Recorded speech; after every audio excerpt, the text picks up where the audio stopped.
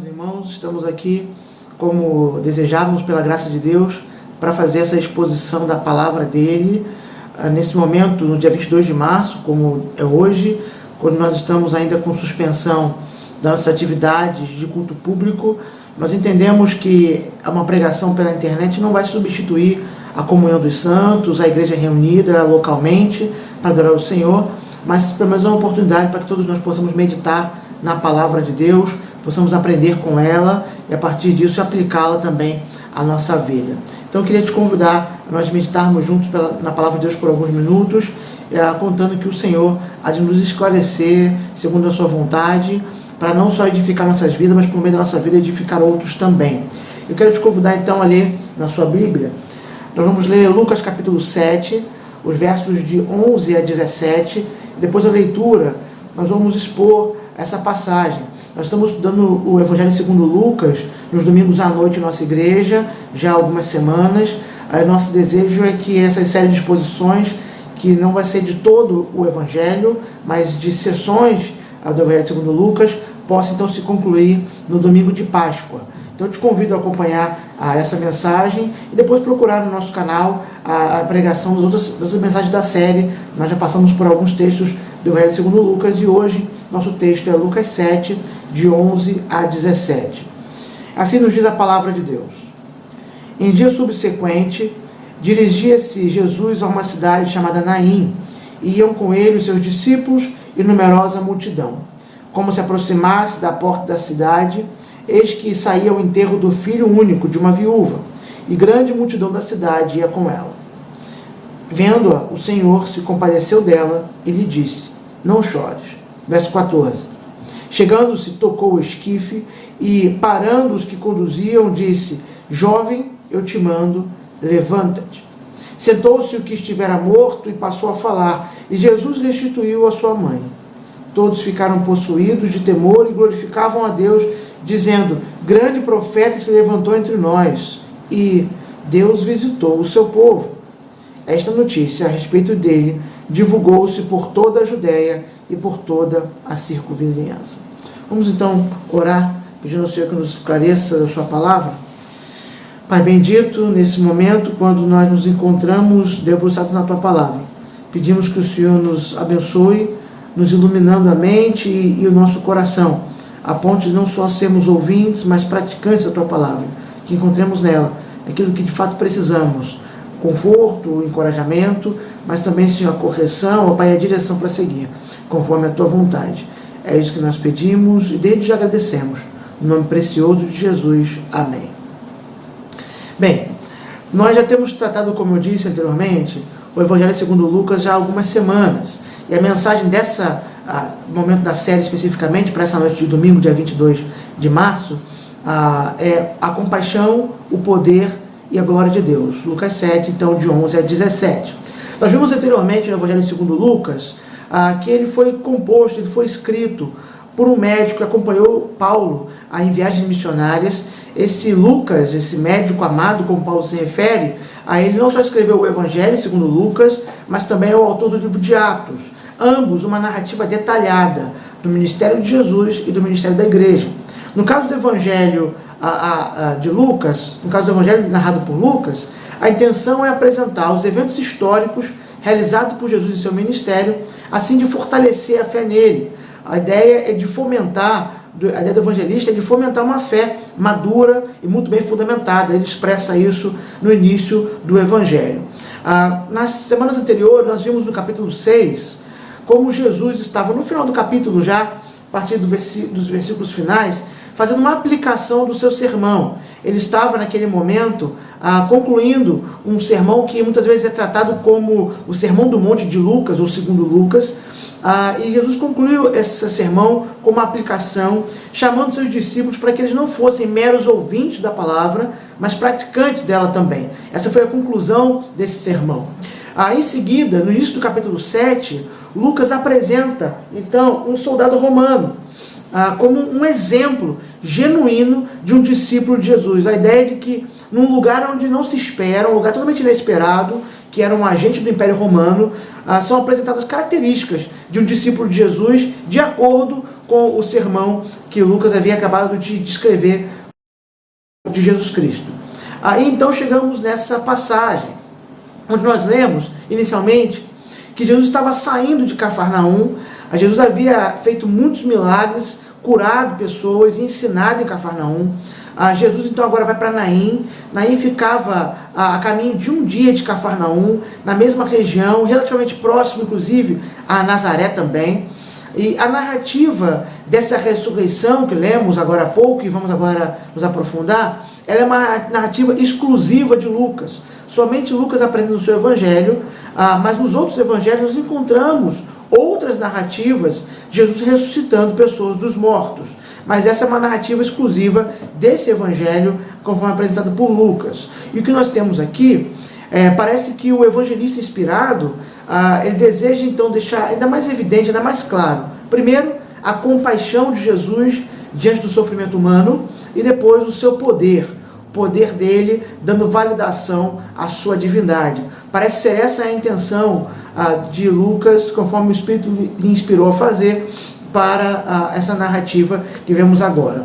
Então, como nós lemos, a partir do versículo 11, nós temos Jesus se locomovendo e chegando então a Naim. Nós veremos nesses dois versos iniciais, no 11 e no 12, o cenário que se apresenta. Depois, a seguida, nos versos 13, do verso 13 em diante, até o verso 15, para ser mais exato, nós temos o milagre de Jesus. Então, nós temos um cenário, o milagre que vai ser realizado, e nos versos 16 e 17, a resposta a esse milagre. Essa vai ser a observação, a estrutura do texto que nós vamos usar para estudá-lo. Bem, voltando aos versículos então 11 e 12, eu leio novamente os versos que apresentam o cenário desse evento narrado segundo Lucas. Ele diz: em dia subsequente, dirigia-se Jesus a uma cidade chamada Naim, e iam com ele os seus discípulos e numerosa multidão. Como se aproximasse da porta da cidade, eis que saía o enterro do filho único de uma viúva, e grande multidão da cidade ia com ela. Jesus sai de Cafarnaum com seus discípulos, e juntamente com os discípulos nós temos aqui a descrição de que uma multidão se acrescentou, uma multidão considerável. Isso vai acontecendo no ministério de Jesus em alguns momentos, onde ele sai das cidades, e além dos discípulos que estavam acompanhando em todo o ministério, pessoas passam a acompanhá-lo. E nesse caso, uma multidão de considerável número, provavelmente pessoas atraídas pelos seus milagres. E essa distinção que Lucas faz desses dois grupos, ela não é uma distinção casual. É importante diferenciar como essas pessoas se relacionavam com Jesus e como elas participavam do ministério dele. Alguns, como discípulos, seguiam de perto, buscavam aprender seus ensinamentos, enquanto outros, sem nenhum laço de compromisso, apenas estavam ao lado, observando, participando em parte, muito mais como observadores no ministério de Jesus. E essa cena, que é descrita por Lucas, como um ambiente para esse próximo ato, próxima atuação de Jesus, é a cena de um funeral. Na verdade, é a cena do cortejo fúnebre de um jovem rapaz. E aqui alguns elementos cruciais nessa descrição de cenário que o Lucas faz nesses dois versos e desse cortejo fúnebre, para nos ajudar a nos prepararmos para aquilo que Jesus de fato fará. Primeiro é que o timing de Jesus, podemos assim dizer, ele é impressionante, ele é perfeito. Jesus chega naquele lugar exatamente na hora que o cortejo está se deslocando para a saída da cidade, onde eram feitos os sepultamentos antigos. E esse timing, por assim dizer, não é um elemento exclusivo dessa narrativa.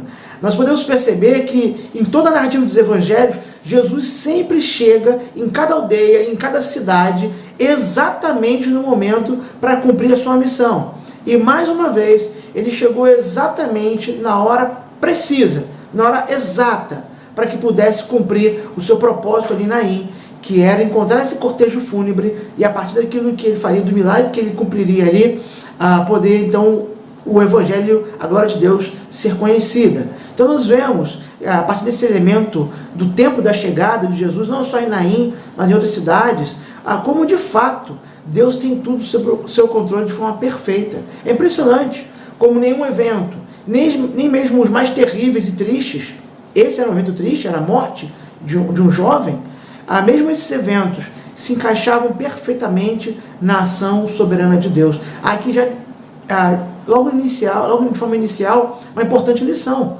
A lição de como tudo está encaixado, está perfeitamente encaixado no projeto, no plano e nos desígnios de Deus. De maneira que Jesus Cristo, no seu ministério, mostra isso, chegando sempre no tempo exato e oportuno. Ele chega a dizer isso acerca da notícia da doença e da morte de Lázaro, seu amigo, conforme relata João.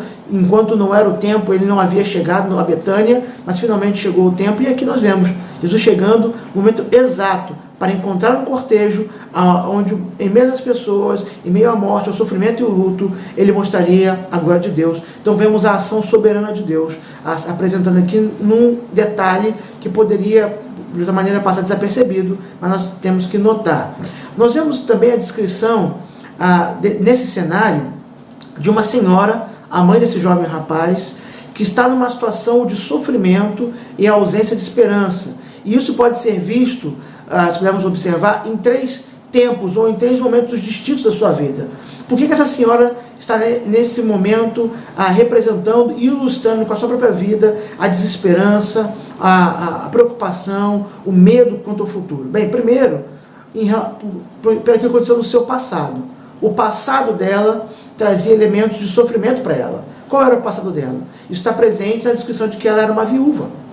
Ou seja, ela já havia tido o sofrimento de perder o marido. Já havia passado por isso. Além da ruptura no relacionamento, que era o mais importante, não ter o marido para ela significava não ter aquele que devia proteger e prover para ela. Especialmente naquela sociedade onde havia poucas alternativas para uma mulher se sustentar. Então, dessa maneira, a perda do marido tinha um grande impacto no sofrimento, na alma, nas questões emocionais, perder o seu esposo, aquele que era seu companheiro, e ainda tinha implicações até econômicas e sociais para aquela senhora.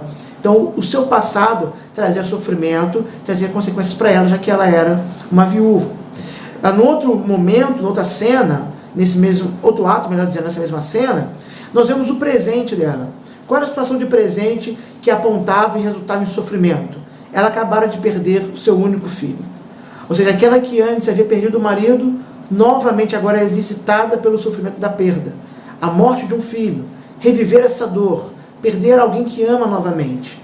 Então o seu passado trazia sofrimento, o seu presente também, e ambos traziam implicações para o futuro. Quais implicações eram essas? Aquele que morreu agora era o seu único filho. Então, mais uma vez, além de lidar com o sofrimento de perder alguém que ama, ela terá que lidar com a falta de alguém que pudesse cuidar dela.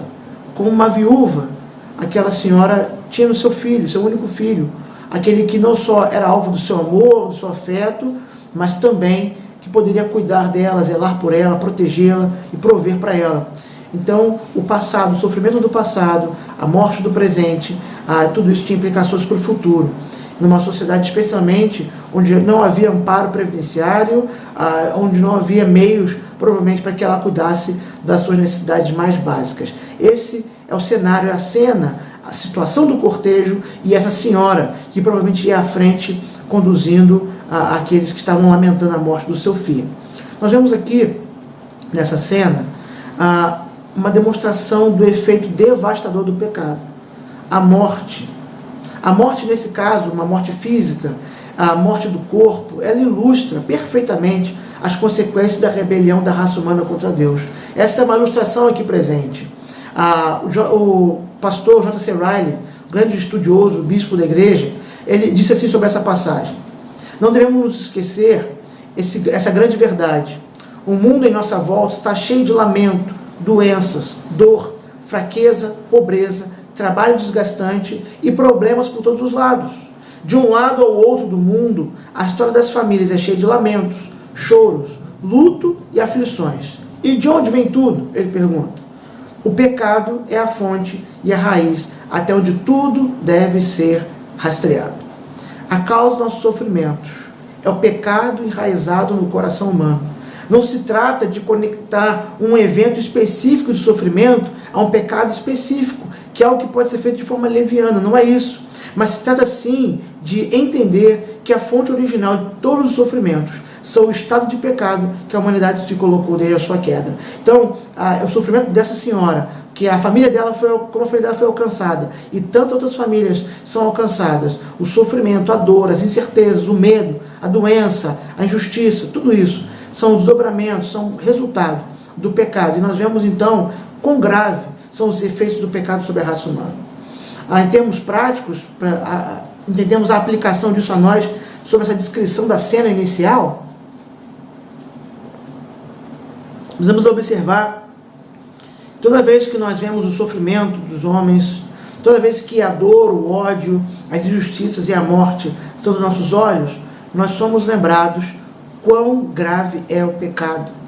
Nós não devemos tratar o pecado de forma leviana, pois ele tem arrastado homens e mulheres de todas as idades, de todas as etnias, todos os panos de fundo, todas as faixas etárias, todos homens e mulheres distintos, mas com um único elemento, sendo arrastados pelo pecado, para o sofrimento, e ainda mais grave, sendo arrastados para longe de Deus, separados de Deus. Então o pecado não pode ser tratado de forma leviana. Toda vez que nós lidamos com a dor e com o sofrimento, nós, como cristãos, somos lembrados da gravidade do pecado, como ele traz sofrimento e dor, como a ruptura com Deus, a alienação de Deus, traz para a humanidade, traz para o universo criado desdobramentos e implicações terríveis. Quando nós vemos então os efeitos do pecado, nós somos também lembrados que devemos lutar ferozmente contra ele. Nós precisamos estar em luta contra o pecado, e cada vez que presenciamos o sofrimento, devemos ganhar novo ânimo, novo fôlego para lutar contra o nosso próprio pecado e para encorajar outros para que lutem contra o pecado também. Mais uma vez, citando o bispo Riley, ele diz assim: quanto devemos odiar o pecado? Ao invés de amá-lo, abrir caminho para ele, flertar com ele, dar desculpas ou brincar com ele, nós devemos odiá-lo com ódio mortal. O pecado é o grande assassino, ladrão, peste e sofrimento deste mundo. Não estejamos em paz com ele. Vamos nos empenhar em uma guerra sem fim contra ele. Então, o sofrimento nos lembra da gravidade do pecado. Então somos encorajados a permanecer em luta contra ele. Essa cena apresenta os mais altos efeitos do pecado. E de igual forma aprendemos, termos práticos também, nessa introdução da cena, segundo a narrativa de Lucas, que Jesus, chegando naquela cidade, naquele momento exato, ilustra como de fato também é o socorro do Senhor.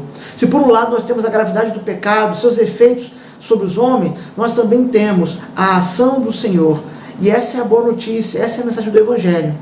Somente com a intervenção de Jesus, nós teremos não apenas a suavização do sofrimento, mas a salvação total. E mesmo quando nós temos um cenário desafiador, um cenário de sofrimento, de incerteza sobre o futuro, como esse que nós estamos vivendo agora, não só no Brasil como no mundo, devido a essa pandemia ter se espalhado, quando o cenário é tão adverso assim, nós somos lembrados que Jesus estava agindo. O cenário ali em Naim, chegando à porta da cidade, era um cenário terrível, de muita dor e sofrimento. Não havia nenhuma certeza sobre o futuro. Aquela senhora e aqueles que a observavam não podiam dizer o que aconteceria.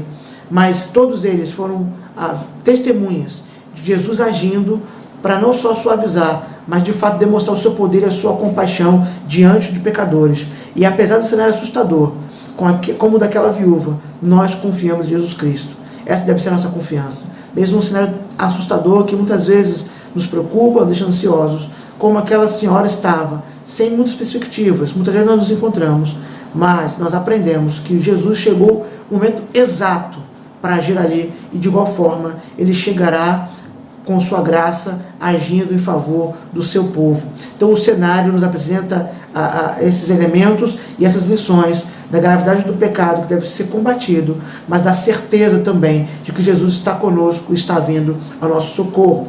No segundo momento da passagem, depois da cena descrita, nós temos o milagre em si, aquilo que Jesus fez diante daquela cena, daquela família, que na verdade agora se limitava àquela senhora, dos vizinhos, das pessoas que acompanhavam aquele cortejo fúnebre. Nós temos aqui versos 13 a 15, esse milagre. E os versos dizem assim: vendo o Senhor se compadeceu dela, ele disse: não chores. Chegando-se, tocou o esquife, e parando os que o conduziam, disse: jovem, eu te mando, levanta-te. Sentou-se o que estivera morto, e passou a falar, e Jesus o restituiu à sua mãe. Moody costumava dizer, segundo alguns autores, que Jesus estragou todos os funerais que ele participou. Essa é uma ilustração interessante, porque conta que um certo pastor foi procurar na Bíblia, ele ia ter que fazer um funeral pela primeira vez, ele foi procurar na Bíblia como Jesus fez os funerais onde ele participou. Bem, ele não pôde aprender muito sobre como fazer funerais, mas ele descobriu nessa linguagem que Moody empregava que Jesus de fato estragou, por assim dizer, todos os funerais. Possivelmente Moody se referia não só a essa cena, mas também a ressurreição da filha de Jairo, a ressurreição de Lázaro. Mas de fato é isso que aparece aqui. Aquele cortejo está indo para um fim certo, colocar aquele jovem numa sepultura, mas ele se encontra com Jesus. E antes de destacar qualquer ação de Jesus, nós precisamos destacar algo que Lucas apresenta nessa parte da passagem. O verso 13 ele diz que o Senhor se compadeceu dela. A compaixão é colocada em destaque aqui antes de qualquer ação. Isso é bem interessante porque na passagem anterior do Evangelho de Lucas, o centurião é apontado como alguém que tem compaixão do seu servo. Lucas 7, verso 2 e verso 3, dão a entender que Lucas estava destacando esse centurião, era alguém que amava o seu servo que estava doente, prestes a morrer, tinha compaixão dele. E esse destaque dado ao centurião como alguém que tem compaixão, era para mostrar a aplicação do sermão, como eu disse na introdução dessa mensagem, o sermão que Jesus tinha pregado. Jesus pregou um sermão, chamou os discípulos a serem praticantes daquilo que eles ouviram, e agora Lucas mostra que o centurião era alguém compassivo, para mostrar, olha, os discípulos devem ser pessoas compassivas. Essa era uma característica daquele homem. Mas agora, Lucas apresenta explicitamente Jesus como tendo compaixão. É algo que Lucas não faz com frequência no seu evangelho, mas é interessante perceber a palavra que ele vai empregar aqui. A palavra que é traduzida como compaixão, aqui no evangelho segundo Lucas, no verso 13, é a palavra cujo radical dá origem à palavra víscera, no grego, a palavra entranha. Então a ideia de Lucas parece que é indicar que Jesus sentiu-se comovido nas entranhas. Aquela compaixão não foi simplesmente um tipo de emoção superficial, de forma alguma.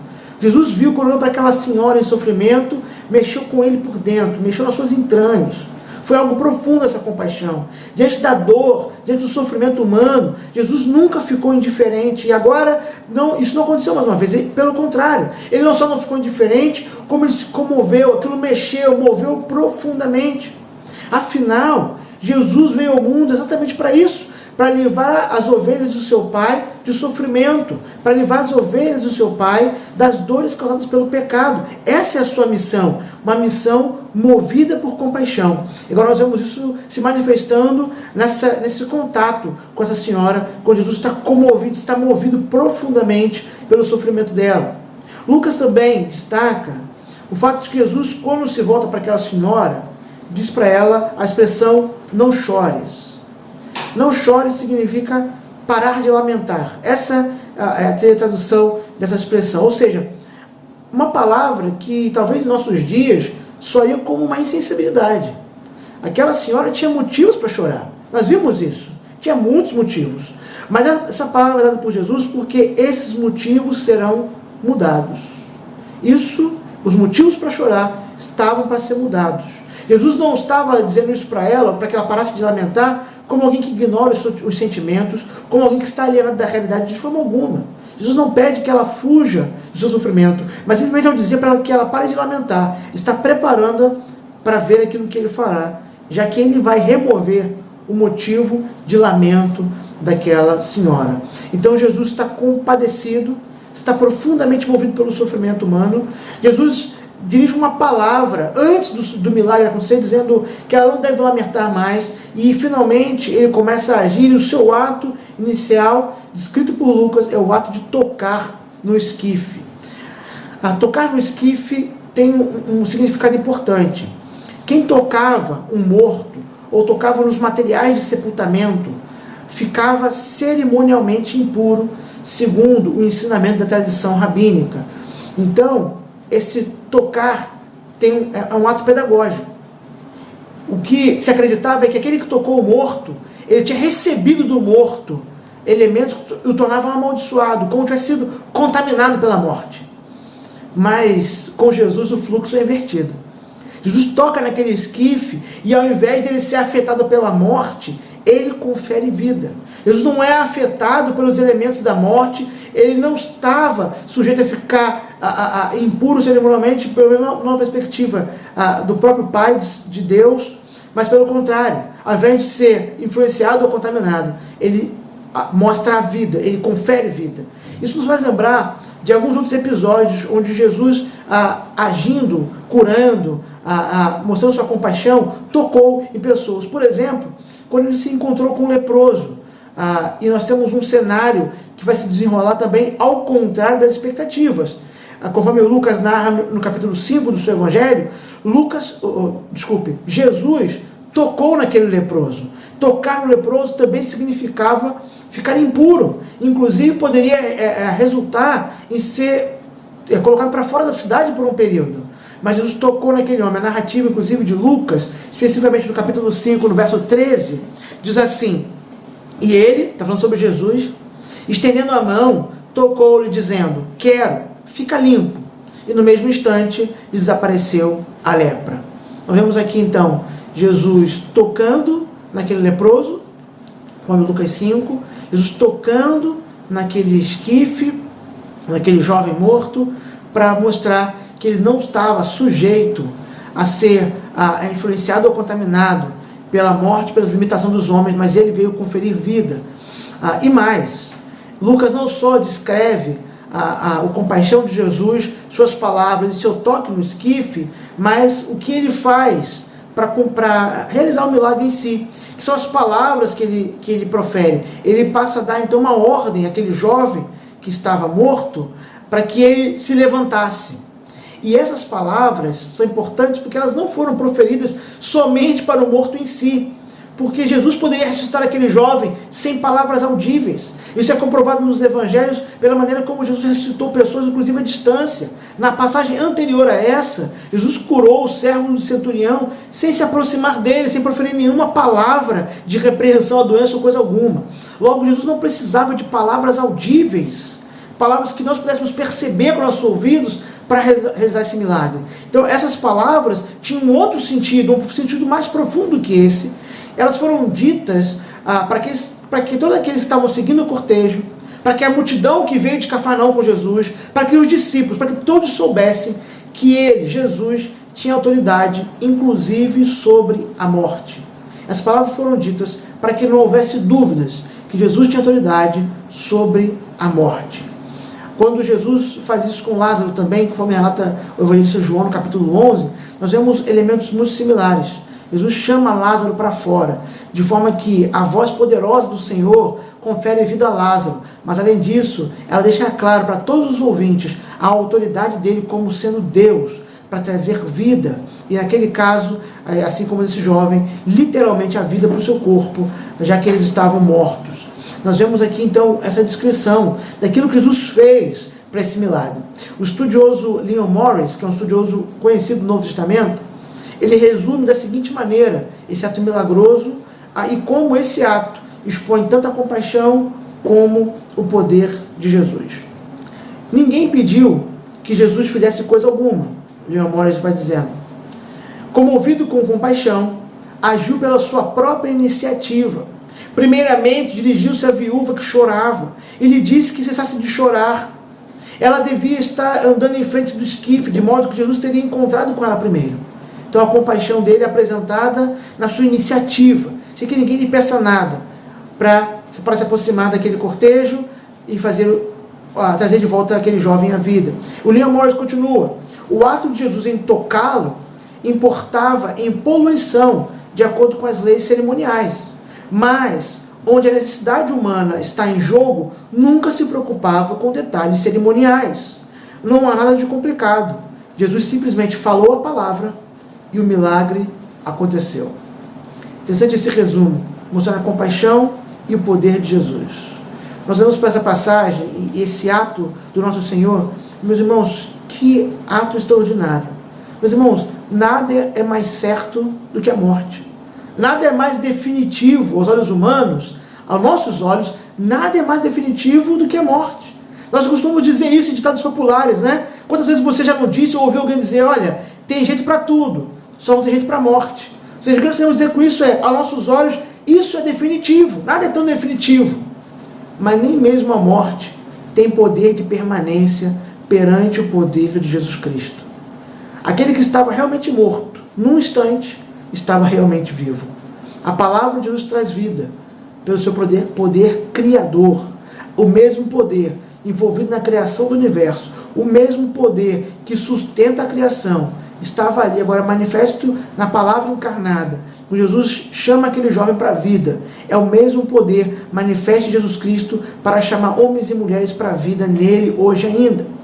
O autor de Hebreus descreve esse poder criador de Jesus Cristo, Filho de Deus. Hebreus 11:3, ele diz, pela fé entendemos que foi o universo formado pela palavra de Deus, de maneira que o visível veio a existir das coisas que não aparecem. Assim, aquilo que a morte tirara daquela mãe, a alegria, a esperança, Jesus agora restaurou de forma imediata. A morte devolve então sua presa diante daquele que tem todo o poder, Jesus Cristo. Nem a morte é definitiva, nem ela tem poder absoluto diante daquele que é Deus encarnado, Jesus Cristo, o Salvador. É claro que aquele jovem, assim como Lázaro e outros que foram ressuscitados, voltaram a morrer fisicamente. Mas o milagre demonstrado naquele jovem ilustra aquilo que só Jesus pode fazer e que é definitivo e vai muito além dos efeitos da morte física. João, como eu mencionei algumas vezes já a passagem, capítulo 11, especificamente no verso 25 e 26, relata assim aquilo que Jesus tem a ensinar sobre aquilo que ele faz, que vai além da morte física. Disse-lhe Jesus, eu sou a ressurreição e a vida. Quem crê em mim, ainda que morra, viverá. E todo o que vive e crê em mim, não morrerá. A morte, e até mesmo o temor dela, são um incômodo para nós. E isso é fácil de entender. A morte é um incômodo porque ela é uma intrusa. A morte é um desdobramento, é o efeito mais nocivo, mais claro da queda. Ela é uma intrusa que vem com o resultado da desobediência humana desde o Éden, e ela é uma intrusa contra a qual nós nada podemos fazer. Humanamente falando, nós não podemos revertê-la, e por isso ela é tão incômoda para nós. Mas nem mesmo a morte é obstáculo para Jesus Cristo. Nós, estando alienados de Deus devido ao nosso pecado, somos descritos na Bíblia como pessoas mortas em nossos pecados. Pessoas que estão com fôlego de vida andando, vivendo para lá e para cá, mas mortos pelos delitos e pecados. Numa situação como a daquele rapaz, aparentemente sem nenhuma possibilidade de alteração. É assim que a Bíblia descreve o estado de todo homem, mostrando os efeitos do pecado, não só na morte física, mas na morte espiritual. Efeitos que, para os homens, são impossíveis de ser combatidos. Mas Jesus vem e derrama a sua compaixão sobre mortos em pecados, como nós. E a sua graça se manifesta trazendo vida. Efésios 2, verso 4 e 6, nos mostra esse ponto tão prático para a nossa segurança. Mas Deus, sendo rico em misericórdia, por causa do grande amor com que nos amou, estando nós mortos em nossos delitos, nos deu vida juntamente com Cristo. Pela graça sois salvos, e juntamente com Ele nos ressuscitou e nos fez assentar nos lugares celestiais em Cristo Jesus. Ouça a voz de Jesus Cristo e seja sujeito a Ele, e assim o temor da morte vai se enfraquecer à medida que a segurança da vida eterna controla e domina o nosso coração. A morte é um obstáculo intransponível aos homens, mas ela de forma nenhuma pode deter Jesus Cristo, não só no seu ministério, mas quando Ele próprio a venceu na sua ressurreição. Nós estamos prestes a celebrar a Páscoa, que é o anúncio da vitória final, cabal, o último inimigo é derrotado. Assim, nós que conhecemos o Senhor, que ouvimos o Evangelho, temos sido conquistados por essa mensagem, cremos que a morte já foi vencida, assim não mais tememos, porque o nosso Senhor já venceu. Isso foi ilustrado naquele momento, naquele evento singular em Naim, mas isso acontece e acontecerá de forma muito mais definitiva e plena quando nós experimentarmos a vida eterna que só Jesus Cristo pode conferir. Então até aqui nós vimos o cenário, vimos também o milagre, aquilo que Jesus fez até o versículo 15. Nos versos seguintes, verso 16 e 17, para concluir essa exposição, nós veremos então a resposta, a reação a esse milagre que Jesus realizou. Assim nos diz a passagem: todos ficaram possuídos de temor e glorificavam a Deus, dizendo: grande profeta se levantou entre nós, e Deus visitou o seu povo. Essa notícia a respeito dele divulgou-se por toda a Judéia e por toda a circunvizinhança. Lucas usa uma expressão para dizer que depois de ver aquele milagre, as pessoas ficaram possuídas de temor. Literalmente quer dizer que elas foram dominadas de pavor ou de medo. Ele usa a palavra phobos aqui do grego, que dá na nossa língua a origem à terminologia fobia. Então o que está dizendo ficaram com medo. A ideia aqui não é de temor reverente, e é compreensível. Imagina aquelas pessoas da cidade, vizinhos, talvez pessoas que estavam profissionalmente lamentando, estão indo para um sepultamento, estão com cortejo de fúnebre para o sepultamento, e de repente se aproxima um homem chegando na cidade, toca no esquife com um jovem morto, diz algumas palavras, aquele jovem simplesmente levanta, começa a falar normalmente, ele é devolvido para sua mãe. Então um grande temor, um grande medo se colocou nas pessoas. Nós não temos a narrativa de Lucas dizendo, mas é bem provável, acredito, que alguns tenham fugido, temendo. Esse é o medo que vem sobre eles, estavam possuídos de medo. Mas ao mesmo tempo ficaram admirados com o que estava acontecendo. Então havia medo, o temor nesse sentido, um pavor sobre o que está acontecendo, sem que eles entendessem perfeitamente, mas também ficaram admirados. E essa admiração os levou a uma conclusão que não foi adequada, não foi precisa. Eles disseram que havia entre eles agora, então, um grande profeta. Esse pavor, esse medo, mas ao mesmo tempo a admiração, levou a essa conclusão. Há um grande profeta que foi levantado entre nós. Nós notamos aqui que naquela multidão, então, houve uma grande falha em perceber que Jesus era o próprio Deus entre eles. Eles não fizeram essa conexão. Eles simplesmente associaram Jesus com os grandes profetas do passado, como Elias, por exemplo. Isso serve de alerta para nós. Há um alerta aqui na conclusão errada daquela multidão. Em muitas circunstâncias, nós também somos negligentes para reconhecer a ação de Deus em nós e ao nosso redor. Mesmo nós, povo de Deus, muitas vezes somos negligentes. E podemos, mesmo confessando Jesus Cristo como sendo Deus, podemos incorrer no erro de não perceber a atuação desse mesmo Deus ao nosso redor, como aquela multidão não percebeu, chegando então àquela conclusão. Nós devemos, como discípulos, fazer como os discípulos fizeram, melhor dizendo. Quando liderados por Pedro, eles enxergam para além daquilo que a multidão tinha a dizer. Lucas, no capítulo 9, vai descrever essa cena. Jesus pergunta: quem dizem as multidões que sou eu? Responderam eles: João Batista, mas outros, Elias, ainda outros dizem que ressurgiu um dos antigos profetas. Mas vós, perguntou ele, quem dizeis que eu sou? Então falou Pedro e disse: és o Cristo de Deus. Aquela multidão fez uma avaliação errada, a qual nós, como discípulos, não devemos fazer, não devemos incorrer nesse mesmo erro. Devemos seguir aquilo que os discípulos, como eu disse, liderados por Pedro, fizeram, reconhecendo que Jesus Cristo não era simplesmente um profeta. Ele é o enviado, aquele que veio da parte de Deus, o Filho de Deus. Jesus Cristo é o Filho de Deus, é o Messias prometido no Antigo Testamento. Ele é o próprio Deus que se fez gente para nos salvar.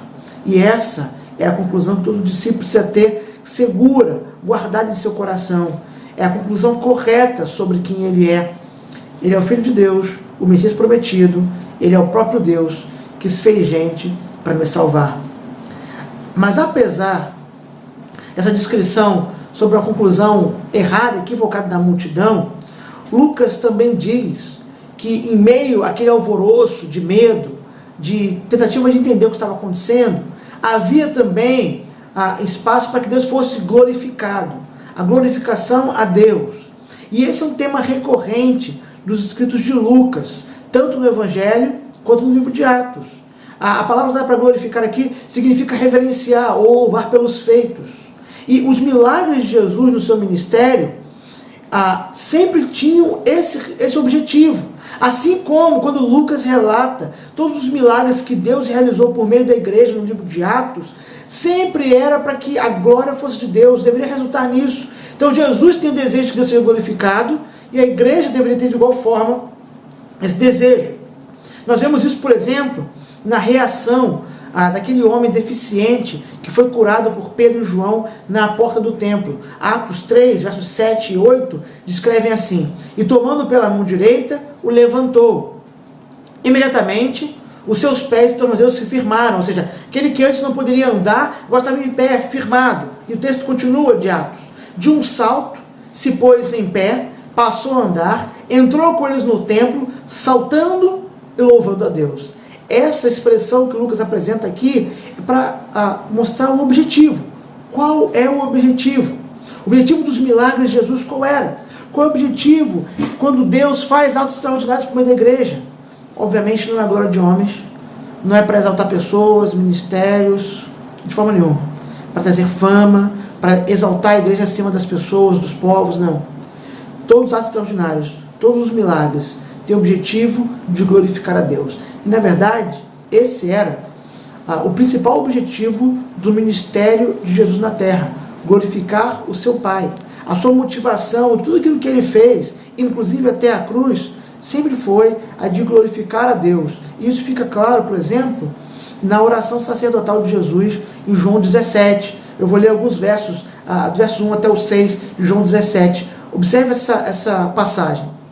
Tendo Jesus falado essas coisas, levantou os olhos ao céu e disse: Pai, é chegada a hora, glorifica teu Filho, para que o Filho te glorifique a ti, assim como lhe conferiste autoridade sobre toda a carne, a fim de que ele conceda a vida eterna a todos os que lhe deste. E a vida eterna é esta: que te conheçam a ti, o único Deus verdadeiro, e a Jesus Cristo, a quem enviaste. Eu te glorifiquei na terra, consumando a obra que me confiaste para fazer. E agora glorifica-me, ó Pai, contigo mesmo, com a glória que eu tive junto de ti, antes que houvesse mundo. Manifestei o teu nome aos homens que me deste do mundo. Eram teus, tu nos confiaste, e eles têm guardado a tua palavra.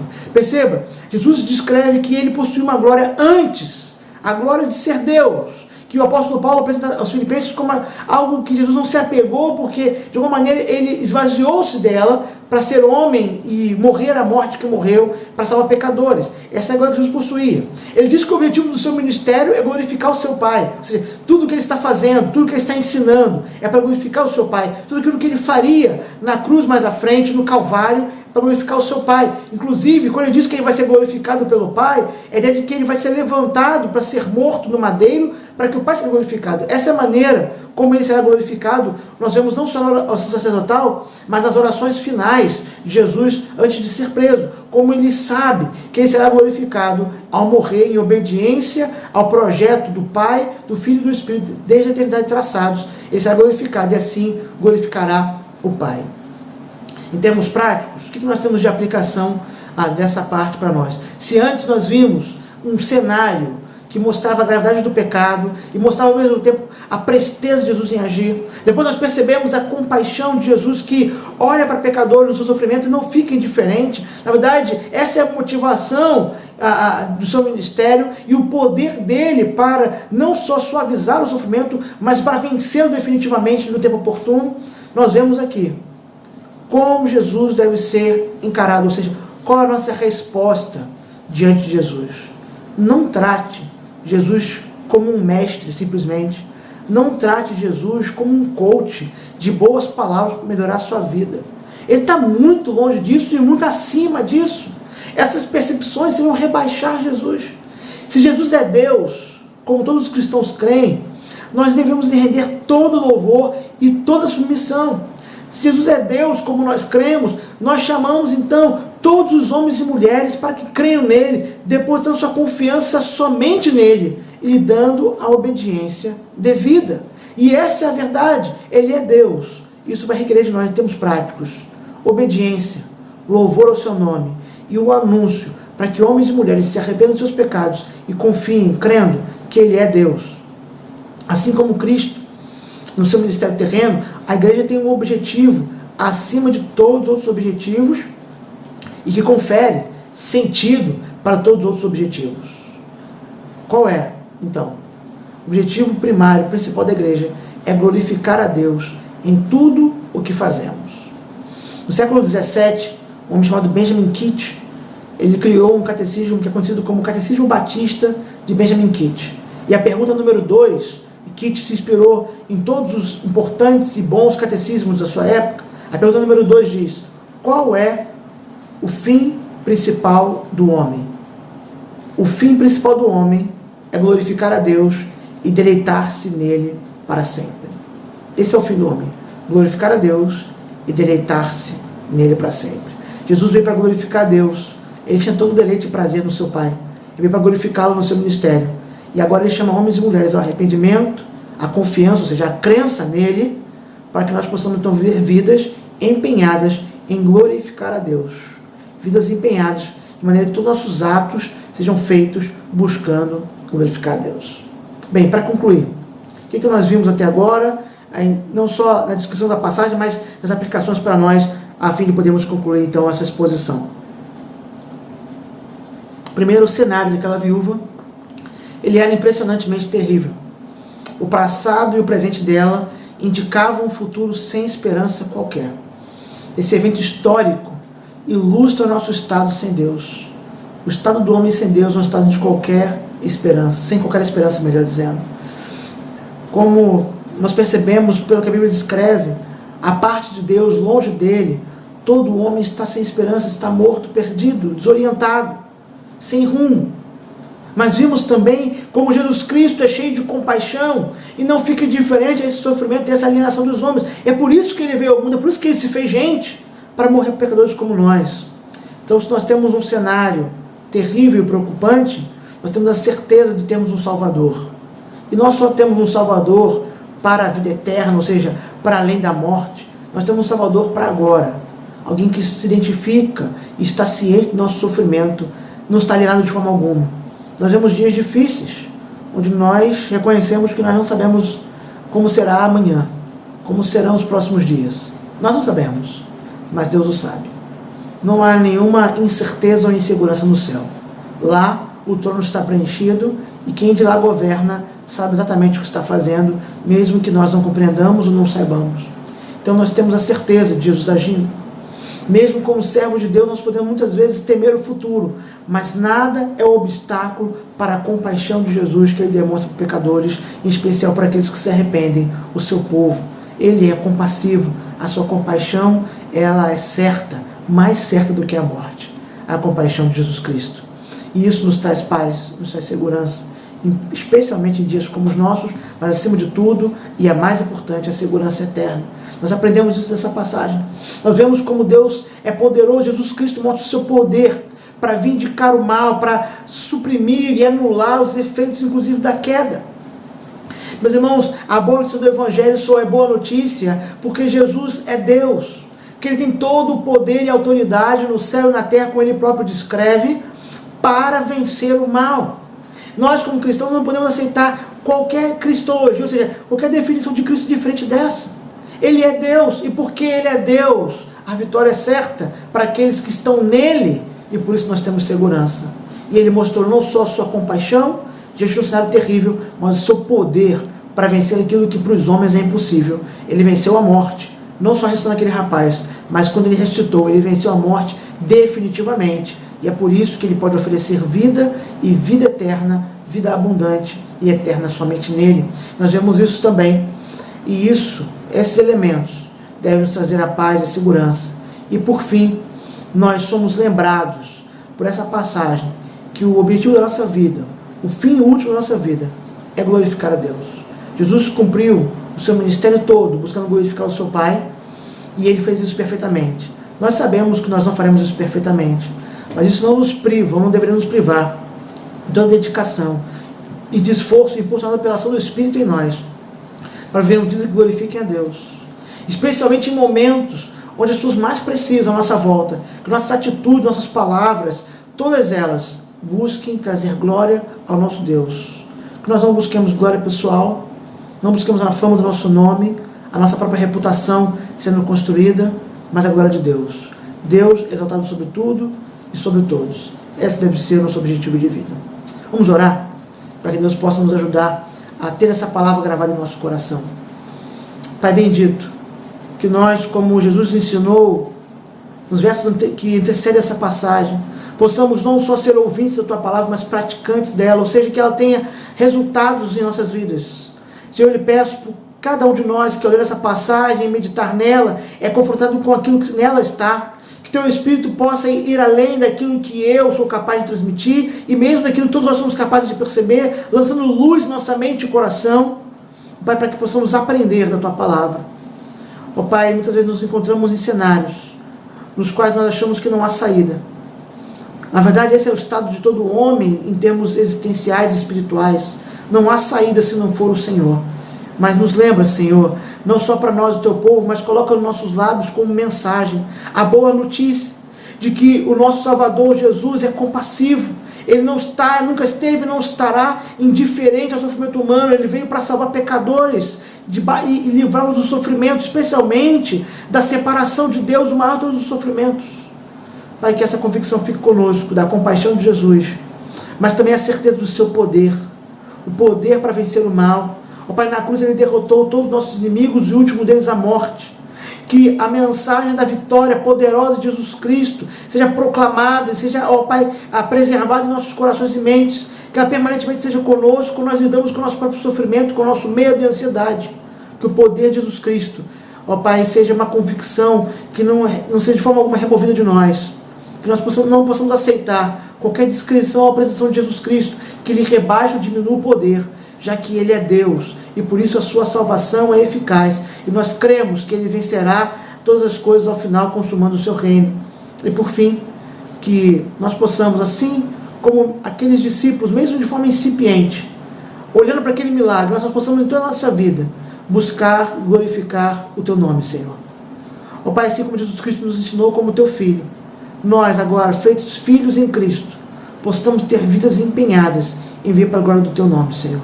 Pai, nos perdoa pelas muitas vezes que buscamos a fama pessoal, a nossa própria reputação ou glória para nós mesmos. Nos livra, Senhor, dessas armadilhas do nosso orgulho, para que possamos, ó Pai, alcançados por Tua graça, empenhar tudo aquilo que temos e somos na Tua glória, para que a Tua glória seja conhecida entre os povos. É em nome de Jesus que nós oramos. Amém. Deus abençoe, meus irmãos, que esse domingo, de fato, seja também um dia de celebração e adoração ao Senhor. Nós vamos mandar outros vídeos, mensagens, durante os próximos dias e no próximo domingo, Deus permitindo, estaremos aqui de novo expondo a palavra de Deus.